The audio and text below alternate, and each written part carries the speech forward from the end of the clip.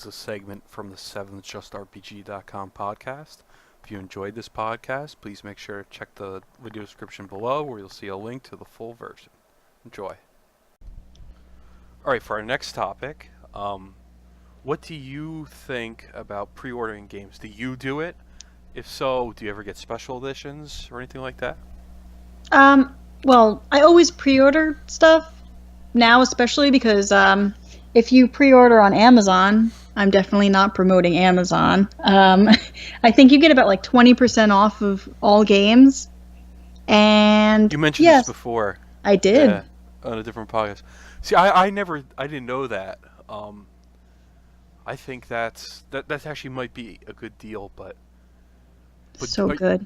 What I'm gonna have to ask is, aren't you kind of wary of games that might end up being like No Man's Sky?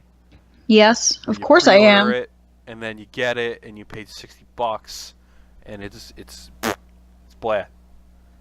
Yeah, that's why I'm like super picky with games, and I don't know. I really hope for the best with these things, so I stick to like really small indie RPGs and stuff like that. Because what are you gonna do? It was like $15. It's fine, but if I think something's gonna be like super amazing and I need it, I don't want to pay the extra money, and I want them. I want the games. I don't want anyone else to have them before me.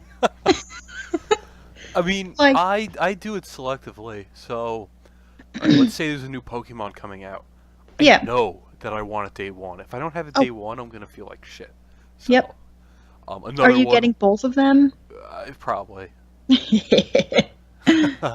I always regret when I don't get both of them, because then I gotta like buy the other one later. I'd rather just kind of make it one bill.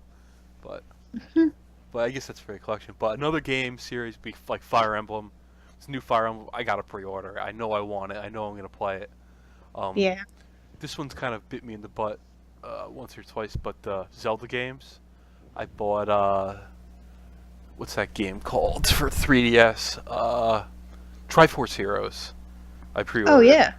And it came and it was okay, but I played it less than 6 hours. Wow, yeah, I didn't think it was that good. Usually I go with my gut feeling when I'm pre-ordering stuff. Like, I never pre-order any of the non-big console Zeldas. Like, I went out years later and I bought, like, Spirit Tracks, and yeah, I still haven't even bought that one game that you just talked about that I forgot the title of already. Triforce Heroes? Yep. Now, I forgot that even came out. Now, usually Zelda's is a lot of copies. Like, even now, you can get Zelda for NES for $20. It's not that hard to get. But Spirit Tracks is hard to find. For some reason. Yeah, Spirit Tracks, they didn't make too many of it. Didn't sell too well. So that's one I'm missing. I have, like, almost all the other ones, but I don't have Spirit Tracks. It's like $30-40 still. Oh, yeah, I did spend a tiny bit more money than I wanted to, but I needed it. And it kind of was worth it. I liked it a lot. Yeah, I've played it before, but I just don't have a copy now. But yes, I've had other regrets too. Like I pre-ordered Paper Mario 6 Sticker Star. Oh no! Because why? I was like, okay, it's a new Paper Mario. It can't possibly be bad. I put it on eBay within a week of buying it. It was on eBay. Thank God I did, because now it's cheap. But back then I was like, I this is horrible. I can't play this. So I just immediately threw it on. I'm like, I'm not gonna lose this money. But yeah, again, I was thinking like, it's Paper Mario. This can't possibly be bad, and then it was. So yeah, that's how I was with Fable. Oh yeah. I thought Fable was going to be amazing. Like Fable 2. I got the first one, and I was super addicted because I had never played a game like that where you could like make choices and, it affects how you turn out and how the world turns out. And I thought that was fantastic. I was way behind, obviously, because that was in like 2004 or 5 when that came out. And Fable 2 came out. And this game, I was like all over because it was one of the first games I had watched any videos of, and I actually cared about. And the guy at Lionhead Studios was like, "Oh, we promise all these amazing things," and it didn't even get like half of the stuff that he said it was going to have. Just like No Man's Sky. Yep. You know? I think this might be... I mean, there are some exceptions, but early access kind of has the same issues. I think early access is worse, to be honest, because they're not inclined. Like, once they get those pre-orders, I don't think they really care. Like, they've already sold those copies. Yep. You know, they're like, wow, we got all these pre-orders. We already made money. Let's just sit on our asses now. Start working on the next one. I think that's what happens. Yeah, there's someone on Kotaku who, like, truly hates pre-orders more than anything, and is like, everyone has to stop pre-ordering everything. And I mean, no one's gonna stop ever, because nowadays they have like, ooh, if you pre-order this, you get these special weapons, and it's free, and blah, blah, blah. I mean, I'm going to have to agree with that writer, because, I mean, while it is tempting, as a general practice, I don't think it's a good idea, because Nope. I think it's bad for the industry when you basically sell, you know, before anyone knows how good it is, and you can't get your money back. You know, once you open it, you that's it. You opened it. With a new game, you know, you can't bring it back to GameStop. I didn't like it. You know, they're gonna give you $10. You know, it's. I was that person who offered the $10 back. Everyone has a GameStop story, right? But, Yep. I think so. But yeah, I think that encourages kind of half-ass development, and early access takes it to the next level. Because I mean. Like Rust, for example. Rust, they did update, but like they didn't have to. Like everyone is already done by the time the full update comes out. Wait, which game? Rust. Oh my god. I mean, that game was fun when first, but it was unfinished. And then by the time it's finished, everyone's already done. Everyone's moved on. So I think it's bad for the industry, but I mean, we'll see what happens in the future. I guess Minecraft was like kind of like early access as well. But Minecraft? Yeah, I don't think it was a full version. I could be wrong though. Initial release. Oh yeah, I have no idea. I don't know how I play it. But I guess that would be an example of success, you know. Yeah. But yeah. Oh yeah, special editions. Okay, yeah. So what do you ever get special editions? Do you ever pre-order them? I guess you have to pre-order most of them. You sure do, or else you'll never get it. I only get special editions if I like really love the game, or I really like the stuff that's in it. Like so I you have like Dragon Age special edition. I do. They came with. Of course I did. Oh, are you kidding me? It came with. Well, actually, no. So this is a fun story.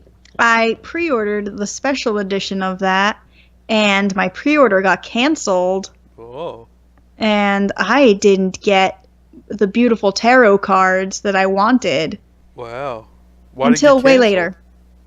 Because the company that made it didn't make like enough of them, and a lot of them were damaged.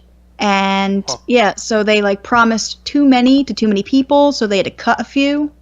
Wow, that sucks. Yeah, this has happened to me twice, actually. Wow. With Final Fantasy XIV as well. Like, I pre-ordered the special edition of that. It came with, like, a dragon statue. Mm-hmm. I didn't get the dragon statue. That sucks. That's a real bummer. When you know you wanted it, you pre-ordered it, and then they don't have it for you. That's definitely a bummer. But I really wanted those, because, like, the Dragon Age one was awesome. It came with, like, this giant map of Ferelden, which is the whole world, and you got like not chess pieces, but like markers of different allied regions, and you could put them places. It was really fun. Sounds pretty cool. It's a shame you didn't get it. It really is. I eventually got the tarot cards from a friend. Oh, that's lucky. For free, so that was cool. I'm very happy about that. But yeah, if I really like the items, like really weird stuff, like a swag. Yeah. then I'll pre-order it, especially if it's like not much more money. Like with a lot of JRPGs, they have really great swag. Like I forgot which one it was. It was kind of like a dating sim, and it had a mouse pad, and it had boobs on it for your wrist. I needed that. I think one of them came with like a body pillow. One of the characters. Wow, that's a good value. It was not like the actual pillow, but like it was a case. Just, yeah. Catherine had cool swag. They had, I forgot what his name was. The guy's horns and his like his boxers. That was really cute because he wears boxers throughout like the whole game. Oh, I don't know. Well, yeah, that's cool. Yep. That's cool. Now, I only buy it if it's nice. I've never bought a special edition before. What? Well, on day one, I go to a lot of game stores and stuff like that, but GameStop, if they get a trade-in that's like a special edition, they price it the same. So, for example, I found Last Story for Wii, one of the few RPGs for Wii. I found a special edition with an art book and all that stuff, audio CD. Really? For the same price that the regular copy was going for.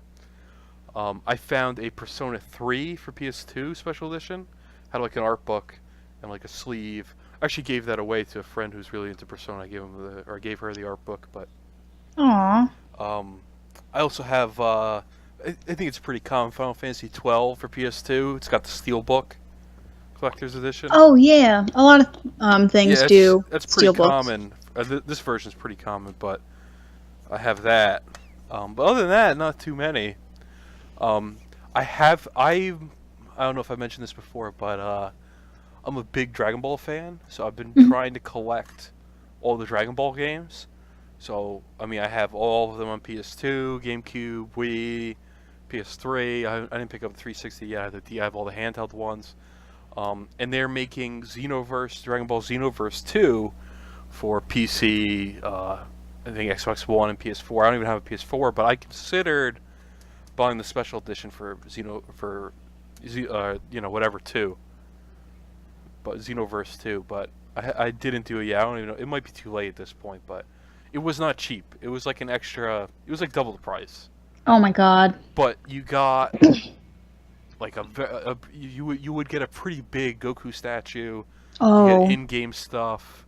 So it was a pretty impressive one, but it was like double the price. It's like, $120 Jesus. instead of $60. But I guess that statue, I think they sell that statue or a very similar one for like $60. So.